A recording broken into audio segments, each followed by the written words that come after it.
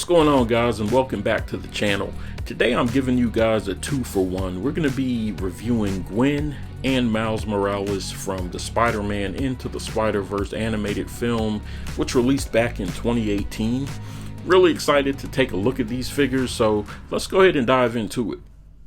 Starting out with Gwen, you're going to see that the box is taller than the average Hot Toys box. It contains a lot of artwork from the film all over the front and the sides, and you have Kingpin pretty much covering the back.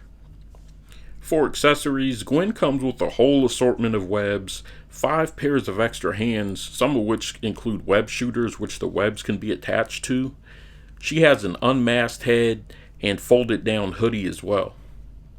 Gwen includes 3 pairs of extra eyes, a loose mask which cannot be worn, a compact case with little reflective insert like stickers in there to kind of emulate mirrors.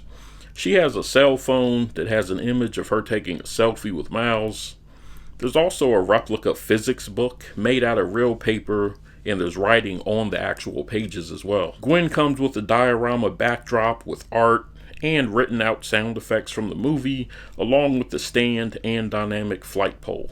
And finally, you get Spider-Ham, who is unfortunately not articulated, but still not a bad addition. Taking a look at Gwen herself, you'll see that she does have a slim body. Surprisingly, her joints are actually ratcheted. Her hands do have little small pegs, and those can be a bit troublesome when you're trying to switch hands. I was kind of holding my breath the whole time I was swapping hands out. I don't really like doing it with her, but the pegs held up and they didn't break or anything, so that's a testament to Hot Toys quality. Her costume is made of a stretchy material and it's pretty forgiving.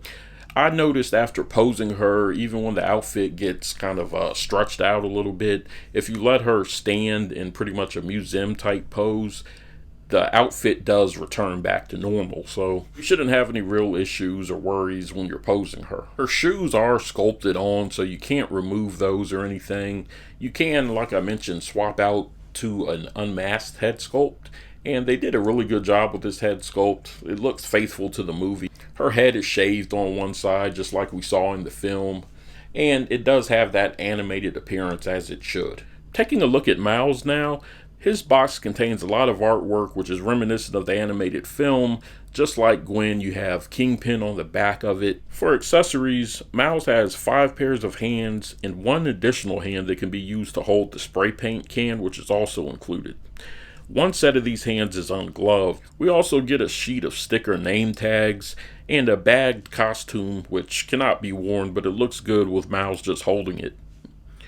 The shoes that come with Miles slip over his feet. They are unfortunately not the Air Jordans that he wore in the film.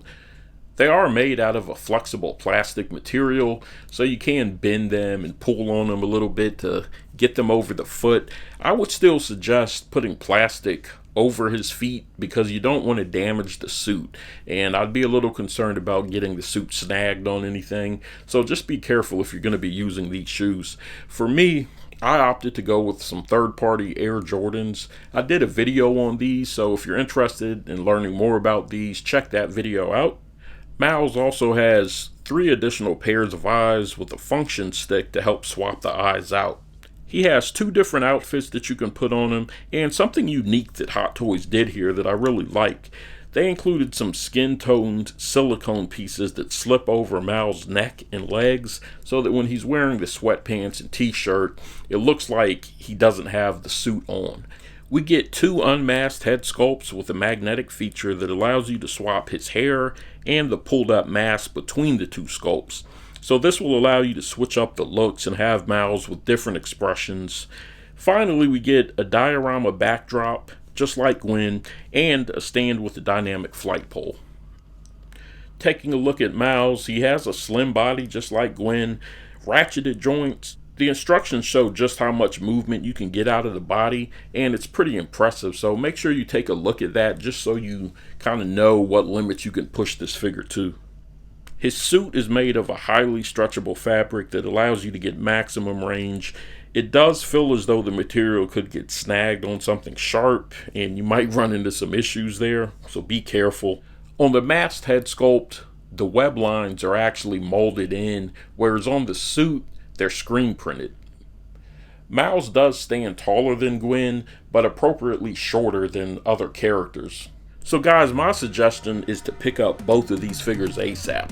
Miles especially comes with so many accessories that you're just going to be able to spend a whole day taking pictures of him without any picture looking the same. The silicone overlay pieces for Miles are also really innovative, and I like to see Hot Toys do some more of that.